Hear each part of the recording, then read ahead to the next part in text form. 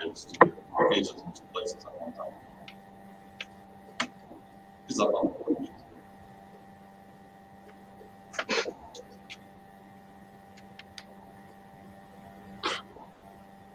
Which one is the real one?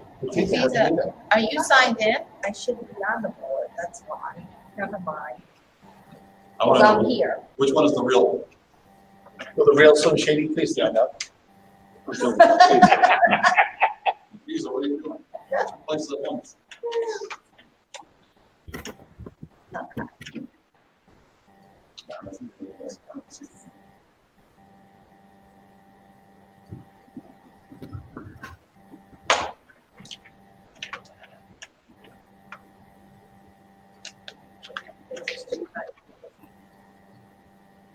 Yeah. Sure, start. I'm going to call this meeting to order. Please rise for the pledge of allegiance. I pledge allegiance to the flag of the United States of America, to the republic for which it stands, one nation, under God, indivisible, with liberty and justice for all. Please stand for a moment of silence for all those victims that have lost their lives to this ongoing pandemic and those that are sick. Pray for their recovery.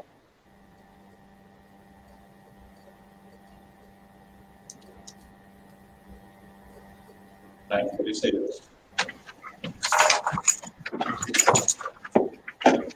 Okay. There is no public forum for this evening. We'll move on to the presentation for this evening. Mr. Napoli, proposed 2021 budget. Rationale, Lisa, Superintendent Wild. So I'll be presenting the presentation. Vince, you're going to project it up for us? Correct. Tell me when you're ready. I'm ready to go. So we'll be projecting it. The board has a copy of it on their board docs.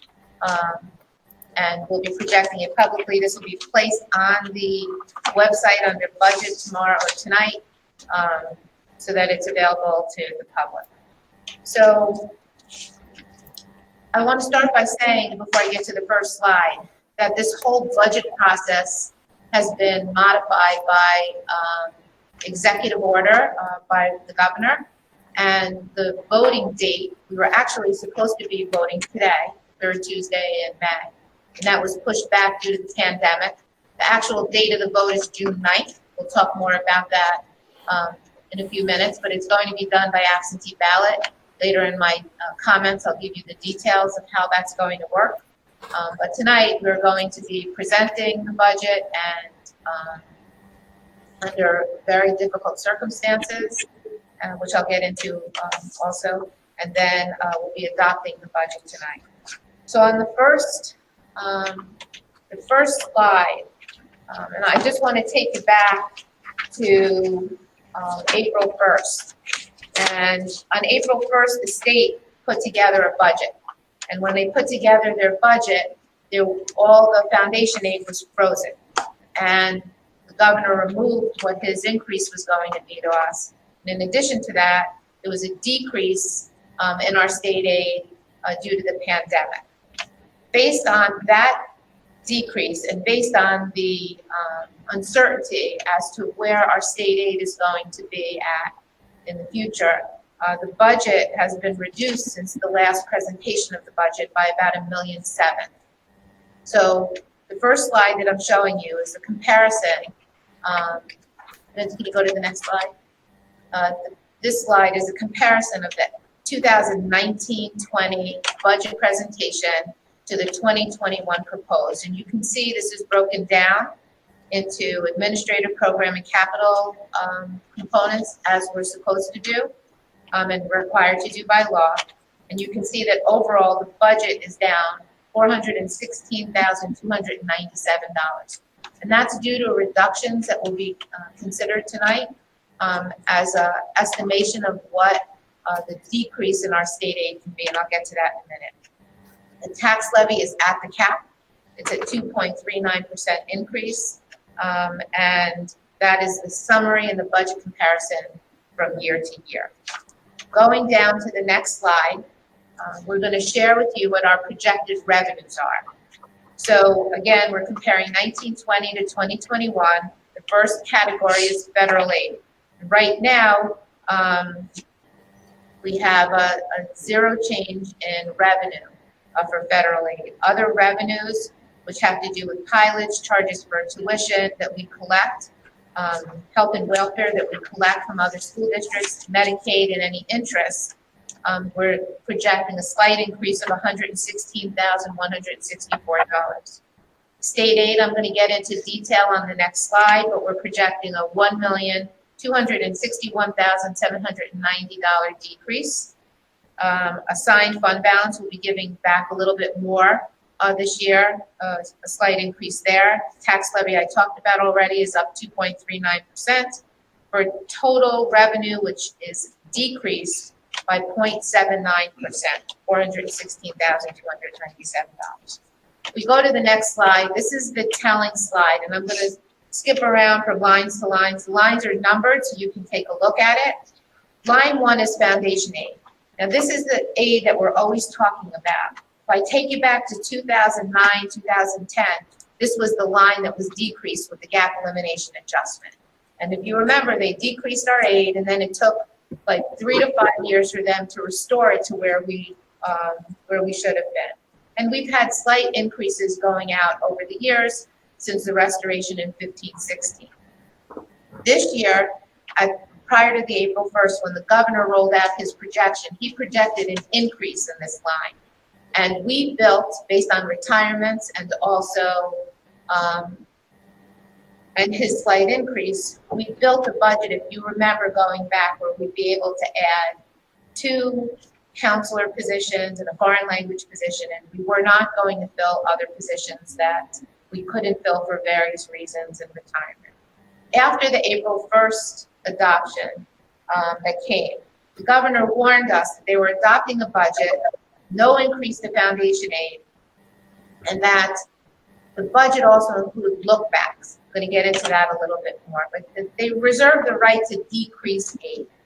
So based on the idea that they could have a pandemic adjustment, we, on line number 14, we have an estimated pandemic adjustment that I'm going to talk about in a minute. You go through here and you look at the foundation aid, you look at universal pre-K, you look at the BOCE special services, the high cost excess aid, the private excess cost aid. Those are all increases. I'm going to talk about pre-K because in the bottom line, when I get to the program reductions, that number has been calculated in to be reduced. And I'll talk about that in a few minutes. When you get down to line 13, when the governor rolled out the April 1st proposal, he said, we're going to reduce your aid, your foundation aid, by $678,311. However, in the first stimulus package that came out from the federal government, the Fed said, or the state said, we're going to give you $678,311 to offset that reduction in foundation aid. And we're going to call that the federal CARES restoration. So if you look at line 17 and you compare it to line 13, it offsets the decrease with an increase. Very, very similar and telling to what happened back in 2009.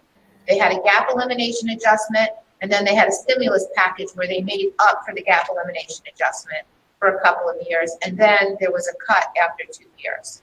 Historically, this is important.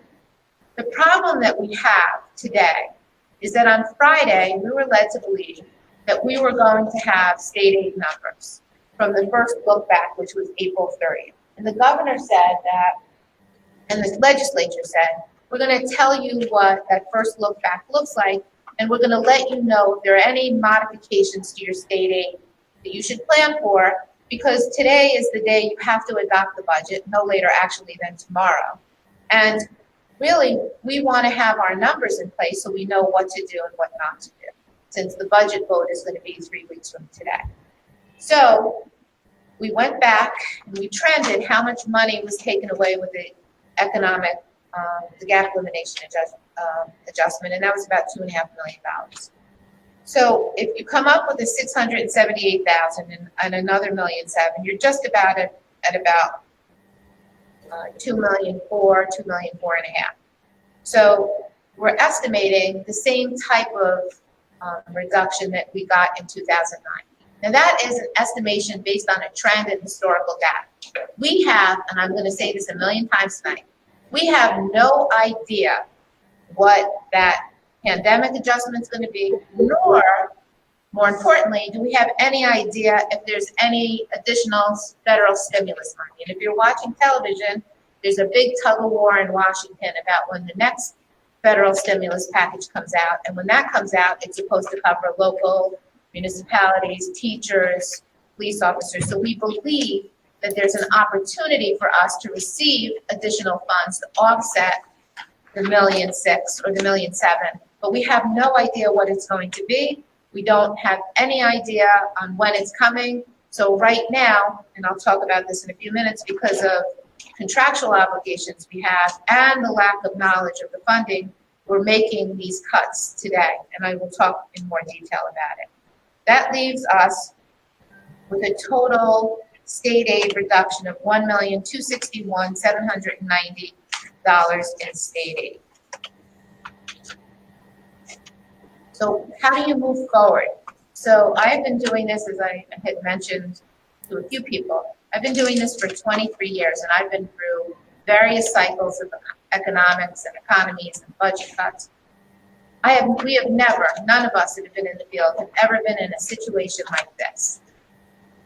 This whole economic financial issue is not just a downturn, but we have to remember there's no sales tax being generated in the state, there's unemployment costs that the state's taken in, and there's no income tax because people are laid off. So the state has a significant, severe issue with regarding revenue on how they're going to fund programs in the state. That is real. That is not made up. It's not political posturing. However, the federal government has stepped in the past and provided stimulus funds. And it looks like they're poised to do it, but it's a timing issue for us. So let's go back to this slide. Next slide, Vince. State budget adoption April 2020 included no foundation aid increase. Additional reduction of foundation aid, $675,311, offset with the federal allocation funds called Federal CARES Restoration. Spoke about that already. The governor can recommend additional state aid modifications after 3 designated look-back periods, April 30th, June 30th, and December 31st. So based on the enacted state budget in April, remember I was just talking about this, this is what we had done. We proposed 2 counselor positions, which are desperately needed in the district.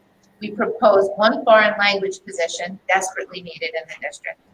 And 3 positions that were not going to be replaced due to retirements to offset those 3 positions. And then we have unencumbered positions in the high school for business position, middle school reading and math AIS positions, and the elementary attendance officer position. Those couple of those positions were in the budget. We had long-term subs. We could not find certified personnel to go into them. The other couple, we were running at an operational deficit, and we never filled those positions. The next slide, thanks. So as I said earlier, state revenues continue to decline. Your state sales tax really nominally being generated now. New York State income tax due to unemployment are indicators of probable state aid reductions in the absence of additional federal stimulus funds. So we have been told by all of our legislatures, no matter what their views are, that this is a dismal situation in New York State, and that absent federal stimulus money, the cuts are going to go deep. Hence, the proposed budget includes approximately, that should be $1.7 million in reductions. So you want to say to yourself, and we've been through this round and round on how to go about this in the situation we have. What do we do? Well, why do we have to cut now? Why can't we just wait for the federal stimulus money? And in order for us to put a number up for the voters for the June 9th vote, which will be done all by absentee ballot, we have to adopt the budget tonight, no later than tomorrow night. Based on the recommendations and the ominous foreboding that the governor and the state has told us about, some districts have chosen to hold off on making the cuts. We're in a unique situation in that we can't hold off on abolishing positions because we have contractual obligations that are real, that say that we have to give a 60-day notice, and we have to, we can't abolish positions only at the end of the semester. So abolishing positions has to happen by the end of June 30th or by the end of January 31st. Those are the two windows we're in, outside of the whole budget process that we're in right now. Just a clarification, but they're not set in stone. We could enter into negotiations for an MOA to adjust. We could have discussions about that, but right now, the way the contract lays out, we have to follow the contract, and those are the obligations that we have. So I want to say that if there's a reduction of state aid beyond the $1.6 million or the proposed school budget is defeated, we might have to look at additional reductions that might be necessary, and we might have to look at them in June. If the reduction is less than $1.6 million, or there is federal stimulus money that's received, programs and positions may be added back. But right now, sitting here, we have no idea what this is going to look like. So we have to make sure that we have the ability to be as flexible as we can. Now listen, this is a sickening situation that I know the board doesn't want to be in. I know the administrators and the whole community doesn't want to be in the face of the pandemic, where we are distance learning with our children. And we're hoping for a return in September. The idea of having to come back into school with reductions in our program is sickening. I don't think anybody will argue with that. And this is not something that anyone's taking lightly or easily. I really have to be, emphatic about that, because we have a situation that is in front of us. And I'm not blaming anybody. This is a pandemic. And I get it, and I get the state of the economy, and I'm not blind to it. It's really hard to plan the future of an educational program not knowing where we are. So we're doing the best we can, with what we have and what constraints we have. So the proposed reductions currently, as they'll be presented to the voters right now, and this is all contingent, you can always add back if the stimulus money comes, and we'll have to cut if it doesn't, but this is where we are. We looked at it in chunks of areas. So the first area is administrative and support, salaries and related benefits. 1.0 FTE in an administrative position, 1.0 clerical, 1.0 buildings and grounds, and 0.5 security. And what we're going to do with any of these positions, whether they're administrative, program, wherever they might lie, of course, we're going to try to do it through retirements first and through attrition before anybody's position is lost wherever we can. But that's what we're looking at under administrative and support positions. Under program, unfortunately, the pre-K program, which is not a mandated program, we will lose that program. That will be 2 teachers and 2 teacher assistants that we will not move forward with. That program has been eliminated from the budget. In addition, 1.0 FTE for elementary and middle school AIS math has been eliminated. An elementary STEAM position has been eliminated, and we have 3 additional elementary positions. Now, we have been very lucky over the last few years to have extremely low class sizes. I'm going to take you through that, what those 3 additional positions will mean, in addition to those 2, the 2 above that. So the approximate class size changes go from kindergarten from 17 to 20, from 14 to 21, second grade 18 to 20, third grade 21 to 21, stays relatively flat. Fourth grade 19 to 21, fifth grade 21 to 24. So I can tell you that these class sizes go up, and this is surely not where we want to be, especially if we have to do social distancing in the fall. We don't know what that plan's going to look like. We're waiting for guidance from the state education department and the health department. All that being said, there have been times in the history here where our class sizes were much higher than this. So this is where we're projecting to be with the reduction so far. In addition to reductions, we'll lose an elementary, middle school art position, after-school extended day programs. The athletic department will be asked to cut $50,000 from their budget. We will not be running an elementary summer boost academy, nor will we be running high school summer school this coming summer. Field trips will be reduced out of the budget. There'll be no field trips. We can do virtual field trips from the classroom. I'm not sure that we're going to be able to travel all that much next year, depending upon how this pandemic falls out. And then we're also giving up some BOCES instructional support. So I want to say that it's important to point out, and I just want to pull this up so you can see this stuff. I have to stress that we're being expected to make decisions on the constraints that we have based on a lack of information. And we have no choices at this point, and we have to move forward, unfortunately. The greatest hope we have is that there's federal stimulus money that restores some of this. But it has to be said that if there's no federal stimulus money and there's additional cuts beyond the $1.7 million, at some point in June, we're going to have more difficult discussions about what this is going to look like next year. And as unfortunate as that is, I think that people can, really work on contacting, the federal representatives and really stress to them how important this stimulus package is for New York. And it's really important. And I have to tell you that this board and this district, in the face of 2009-10, when we were faced with a terrible predicament, we did what was right, and I know that's what we're going to do again.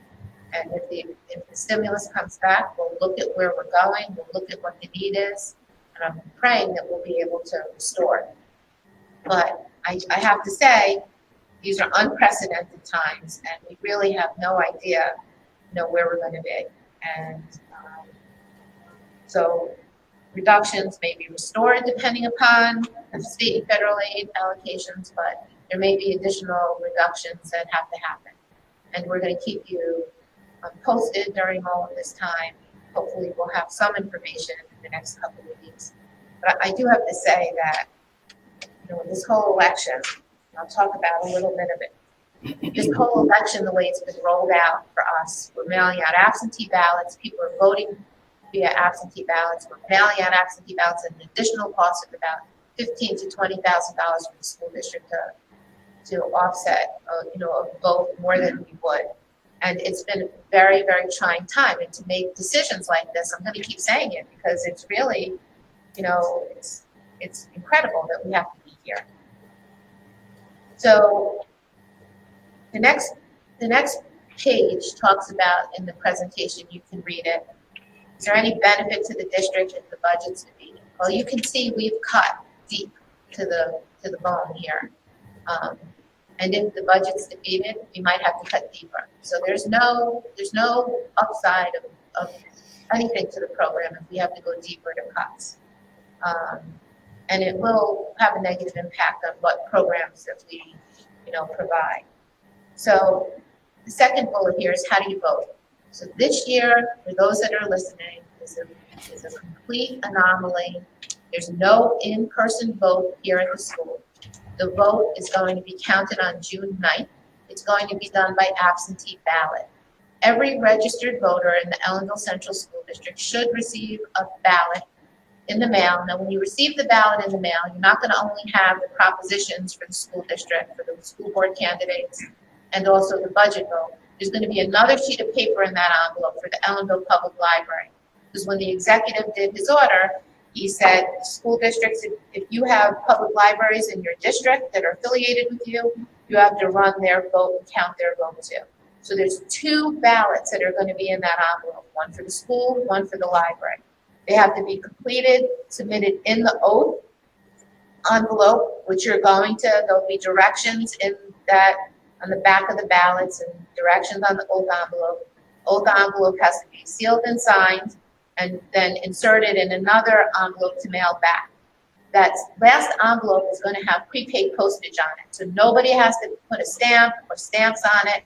You just have to drop it off at the post office or put it in your mailbox to be picked up. I have to stress the importance of voting, and no matter what you do with your vote, please return it as quickly as possible, because it's only those votes that we receive by 5 p.m. on June 9th that can be counted. So this is not like a general election where there's a grace period of a week. We only count what we receive by June 9th at 5 o'clock according to education law. So you have to turn around that ballot relatively quick. We hope to have all the ballots mailed to the public by Friday. If you don't get one or you're concerned that you're not registered, please call 845-647-0100. Speak to the district clerk or the superintendent's office to get registered and to make sure an absentee ballot is mailed to you. Completely different process than we've ever been through. So the budget vote and the board election is counted on June 9th, but everyone has to do their part and vote prior to June 9th and mail those ballots in. Otherwise, your vote's not going to be counted and you can't drop it off. It all has to be done via mail due to the social distancing and the regulations of the state.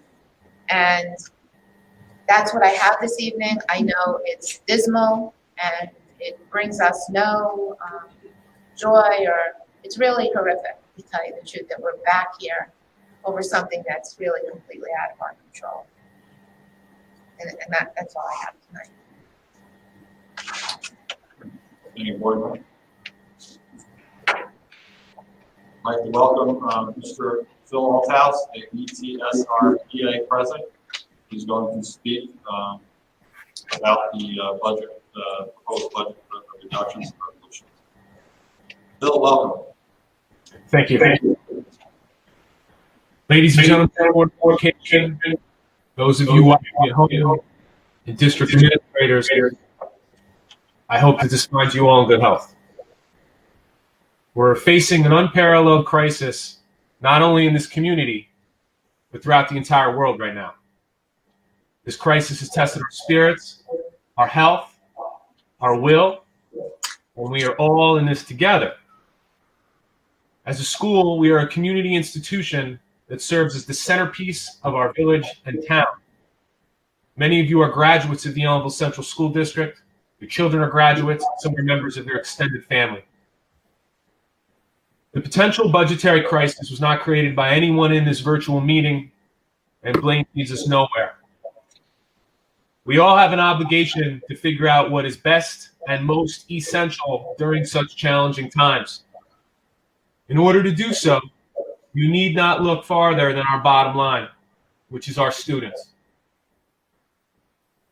Over my last 2 decades in public education, it has become more and more complicated on a daily basis. School at one point was a place in which reading, writing, and arithmetic were taught by teachers. Clerical workers processed all necessary paperwork. Custodial workers maintained facilities, and administrators managed parental and staff concerns. Public education in 2020 is no longer that simple, thanks to endless amounts of legislation, litigation, societal problems, and unfunded government mandates. So I regret, and I go back to my earlier point, in which we truly need to keep it simple when defining essential during this current public health and economic crisis. The members that I represent in the ECSRPA live and work here, and they understand the challenges faced by our children. When students are sick and they make messes, our custodial staff see to it that the buildings remain clean enough to operate. They also make sure that the fields that our students and student athletes play on are up to par. They make the heating and cooling systems of the building operate to ensure that an adequate climate exists for the young minds that our teachers shape. When parents have questions, our clerical staff make sure that they get answers and effectively communicate the messages from administration. We make sure that the buildings remain safe and secure, and that children are properly supervised during their lunch and recess breaks, These are a few things that our members do outside of the realm of traditional education. Like I said earlier, education is more than reading, writing, and arithmetic. Our teachers, teaching assistants, student aides, and nurses wear a multitude of hats and fulfill a vast array of responsibilities that go beyond education. We educate the whole child. Unfortunately, the COVID crisis has led to this less than stellar world of virtual learning, but our teaching staff has responded. Setting up Google Classrooms on the fly, formulating online activities, modifying assignments, checking in with our students and parents virtually has become the temporary norm. When we return in September, we could very well be facing a mental and emotional health crisis that the school district has never experienced before. We then serve as counselors, motivational speakers, role models, parental figures, and sources of inspiration for students. We navigate the social and emotional challenges that they face. We maintain orderly classrooms, provide them with loving support, and drive a curriculum in the era of test and punish public education. Being a teacher goes well beyond reading, writing, and arithmetic.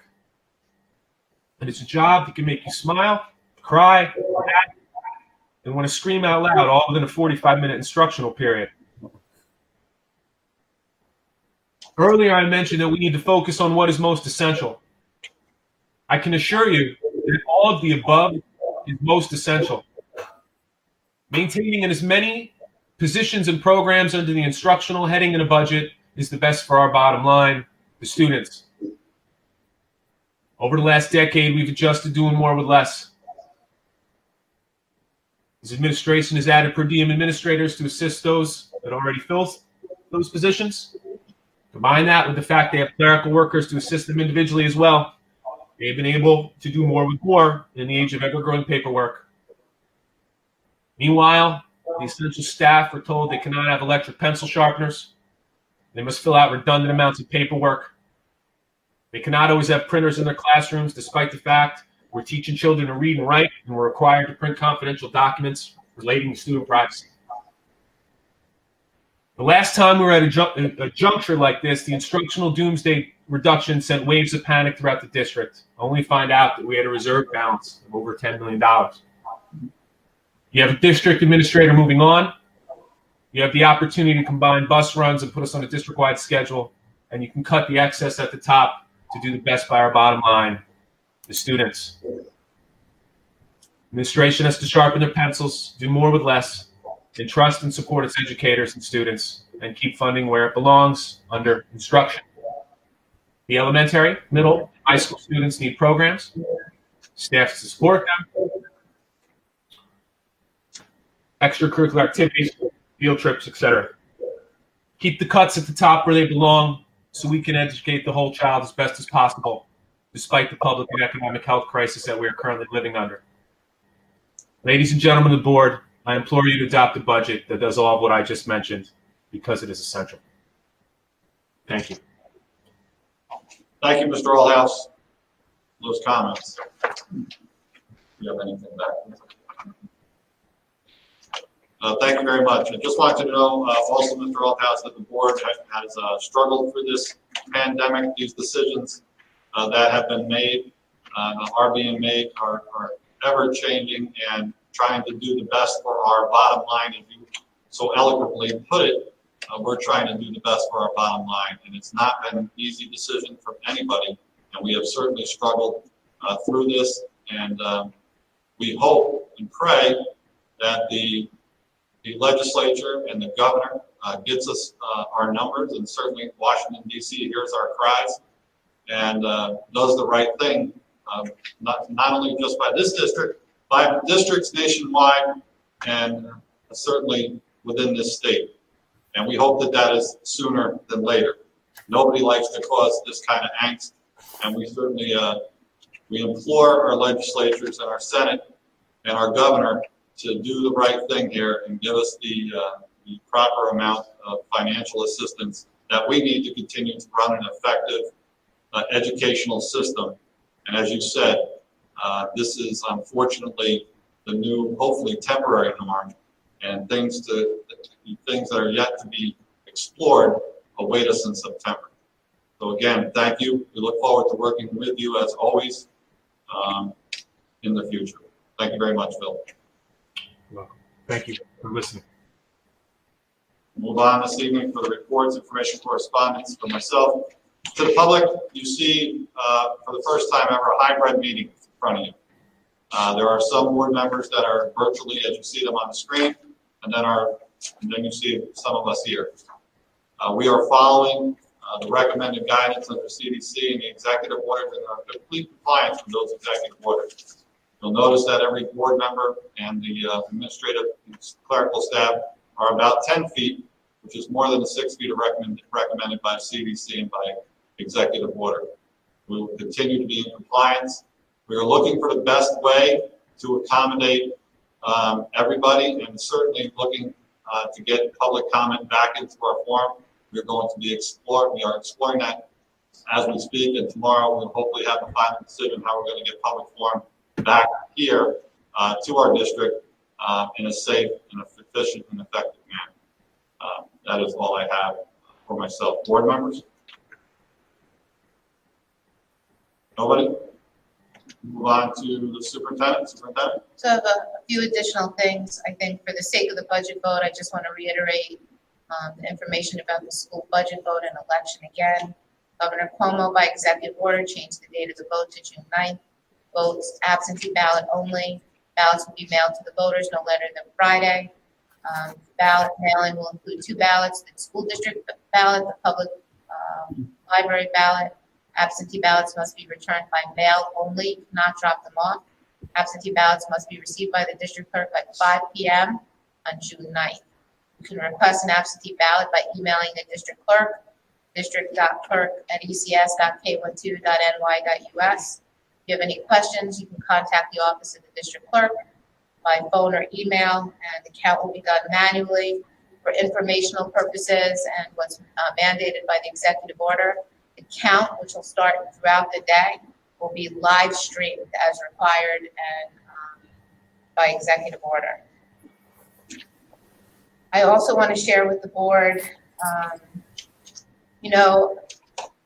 moving forward through this whole school closure period, our seniors, our high school seniors, have really sacrificed a lot. And while we are all grateful and sorrowful about people that have been sick and passed, and also, worked through this pandemic, our seniors here, in reality, they've given up a lot as they're in their senior class. There's no prom, there's no senior class trip, there's no traditional high school graduation. But they're really proud that the high school has a committee, and they put together, I think, a great plan to recognize our students. And I want to just share a little bit about what's been discussed and what will be rolling out. So during the week of June 8th, the graduates will come to the high school in very small groups with their immediate family only. They'll be allowed into the back of the school on beautiful days at the football field, where there'll be a stage set up. The students will be able to walk across the stage to receive their diploma jackets. After exiting the stage, the graduates will have an opportunity to take a picture, do a shout out. All of that will be put together in a video clip that students will all get. Students, the valedictorian, salutatorian, all the speeches that normally happen will happen virtually. They'll be incorporated into the video. The entire event, as I said, will be filmed and edited so that students will have it as a keepsake moving forward. And all social distancing mandates will be followed, and face masks will be used as necessary during the social distancing. We're in touch with the county executive's office, health department, and our local law enforcement to make sure all of that happens the way it does. Some other things that are happening is the senior class advisors doing an excellent job trying to see if a local drive-in will host students in their cars and their families to watch the video. So they're still in the planning stages of that. And they're also talking about some kind of motorcade or parade, not unlike similar to what the teachers did back at the beginning of May. We're encouraging businesses. A letter will be going out to decorate their storefronts in honor of the students, and doing some other things, and some lawn signs that are being purchased, better quality, but we're working on putting them in a place where they're not going to be taken. So they're working on how that's going to get rolled out. So maybe some banners in town and some lights. So we're working on a host of different. I wanted the board to know about it and know what the committee is working on. All this information will be going out to the parents in a letter very shortly. But these are the ideas that the committee has been working on. I told the board that I would report out to that. So they've done a lot of great work, really heartfelt work, heart-wrenching work to try to get something that's meaningful in place. I know the yearbooks have been ordered. They're due in. We're trying to do as much as we can under the circumstances and the constraints that we have. There's been, on another note, I know that there's been some Facebook posts about when are the students going to get their belongings back. Each building's working on a plan right now to have all of the students' belongings collected, and there'll be a communication coming from each of the buildings about when that could be picked up, and there's an internal plan in place to keep everybody safe and to make sure that the belongings are gathered, labeled, and there's an opportunity for students to pick their parents to pick up their belongings in an intermittent fashion, so we don't have large crowds gathering here or people in the building to get all of that together. The last thing I want to comment about is the 2021 school year. I think it's everybody's hope that we return to school on a normal schedule. That being said, we're not really sure, and we haven't gotten any guidance from the State Education Department, nor have we gotten any guidance with regard to September from the Health Department or local officials. So we have started, and we'll start working on, in collaboration with the staff, various scenarios on what September could look like. So we're planning on trying to close out this school year and seeing what the options are. Might be a combination and a hybrid. I don't know what it's going to be. We're really waiting for some guidelines to see, where we end up and how we end up there. So as we have information, we'll be sure to share that with everybody. But we're working on moving forward also. That's all I have tonight. Thank you. And before all that, I'd just like to point out too that we touched upon that motorcade that was done early in May, and we haven't really got it. That was one of the most incredible events I've ever had the opportunity working and directing traffic for, but it was just incredible. The support that the teachers came out on a Saturday and drove around. People were coming out of their houses crying, kids were crying. There was so much emotion on that day. And just a big thank you to your staff, to everybody in this district that participated and made that a special event for the children. And the people really needed this in this community. And the teachers came, and the staff, everybody associated with school came through that day. So a great big thank you to the organizers. I know Jen Pincris, a few others, and I don't want to name it, I'll probably miss a few, but everybody that was responsible for putting it together and getting it there. And it was just so moving. And that's certainly what our teachers do here in this district. And that's why we struggle with the decisions that we have to make. They're a big part of our district, big part of the children's hearts here. You can see the emotions on their faces. I also like to thank, on behalf of the board, except for John Burns, the volunteers of the district that came out and come out on a daily basis on Monday and Wednesdays and bring the food out on their own time with their own cars, and they hand deliver the food. Thank you to Roland P. Everybody's come together during this time, during this pandemic time. Certainly just unprecedented times, as we've said, work, and just a great big thank you to all of those. So thank you, Phil.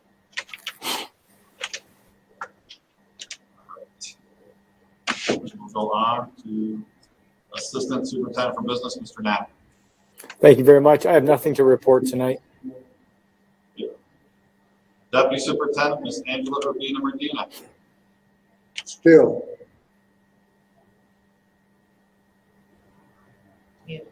I just wanted to highlight from my report the fact that interview committees are in place for vacancies. Under a committee with candidates for the Director of Special Education position, and we'll be scheduling interviews for the guidance counselor in the high school vacancy very shortly. But we are able to conduct the interviews via Google Meet very effectively. In addition, professional development for the summer of 2020 will be in virtual, so all of the workshops and webinars will be taking place electronically. Thank you. Thank you very much. I do apologize. We're having some technical difficulties there. We will get that out in the minutes, hopefully be available. Thank you very much. We'll move on to personnel resolutions for this evening. Under personnel resolutions 5.1. Personnel resolution? Can you just give us a second to get there, please? Yep. Are we moving all of these, or do you want to do them individually? We're looking to move all of them, and I was going to discuss who they were.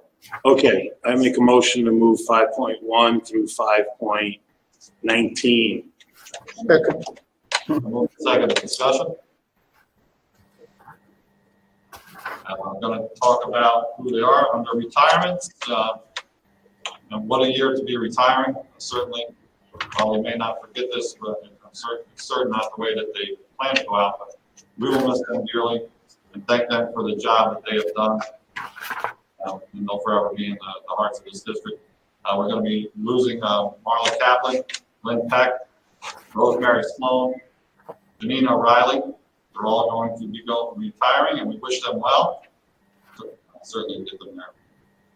You do their clocks. Yeah, so everyone is going to still get their clocks and recognition, and we are hoping that as soon as we can, we'll have we're planning on having that recognition ceremony for both the retirees and the tenure recipients that'll be receiving tenure this evening at a time when we don't have to socially distance, and we can have a meal together and recognize their accomplishments, both over a long career and also during their probation.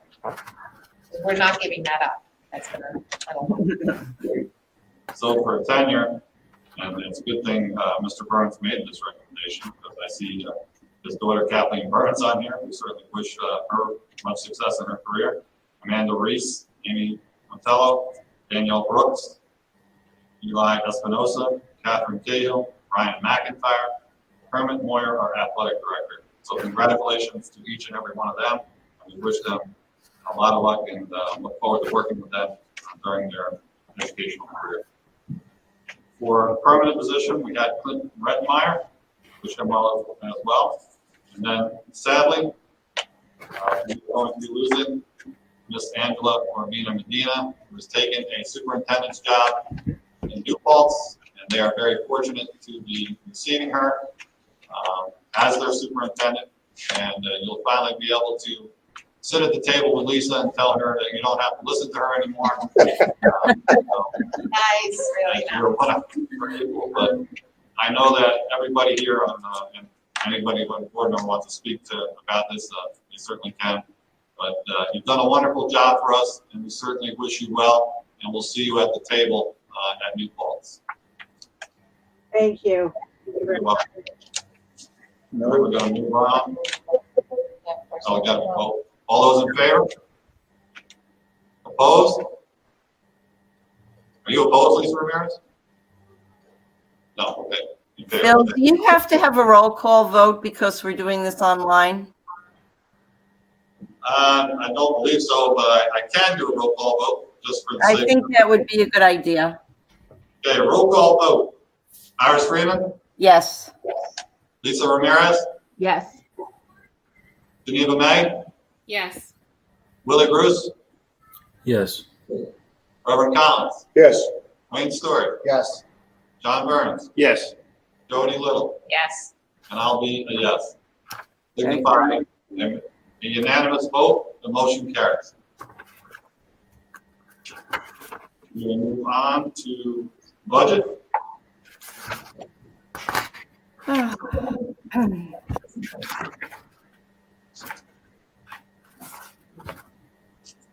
Under 6.1, upon the recommendation of the superintendent of schools, be it resolved that the Board of Education of the Ellenville Central School District adopt the proposed 2020 and 2021 budget in the amount of $52,471,390, $52,471,394, which is subject to voter approval at the annual budget vote on June 9, 2020, and to levy the necessary tax. So moved. Second. Been moved and seconded. Discussion? Mr. Matrician, I know the cuts were deep, but you just tried to get us a $52,000 budget. It's going to be a little. Hey, listen, I'm trying to save the Mr. taxpayers. Althouse is not going to be happy with that at all. I was trying to save the taxpayers. Thank you. Thank you. Anybody with anything else? Been moved and seconded. No more discussion. The roll call vote. Geneva May, Yes. Lisa Ramirez, Yes. Iris Freeman, Yes. Willie Bruce, Yes. Wayne Story, Yes, with regret. John Burns, Yes. Reverend Collins, Yes. Jody Little, Yes. and I'll vote yes. Motion carries unanimous.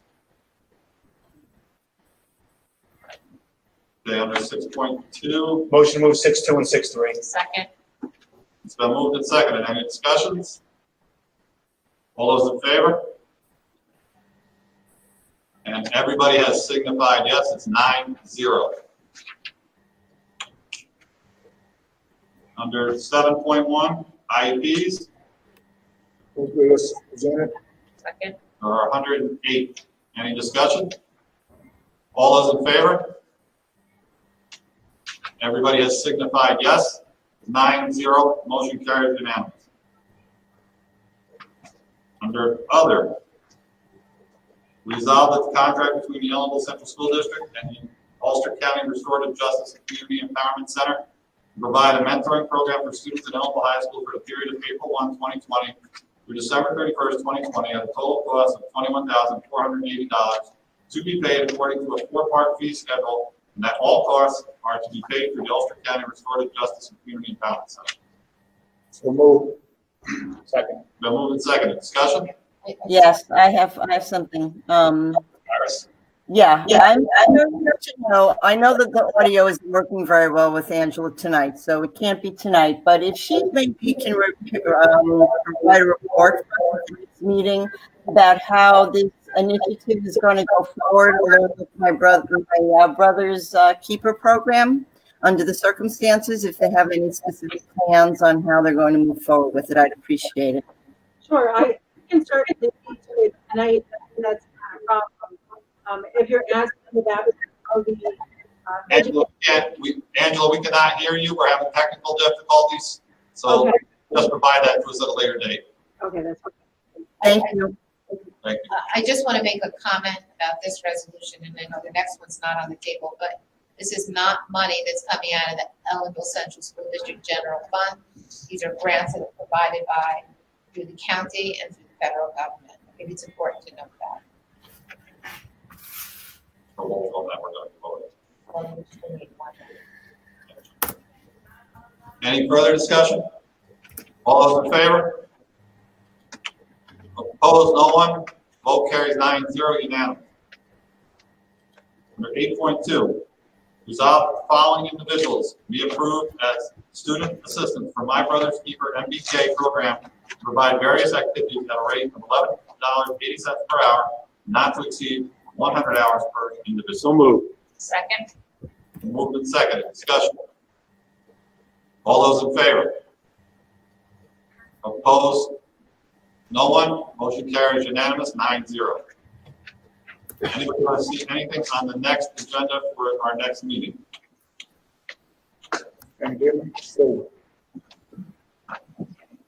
If not, our next meeting will be on May 26th. I'll entertain a motion to adjourn. So moved. Second. Then moved and seconded. Discussion?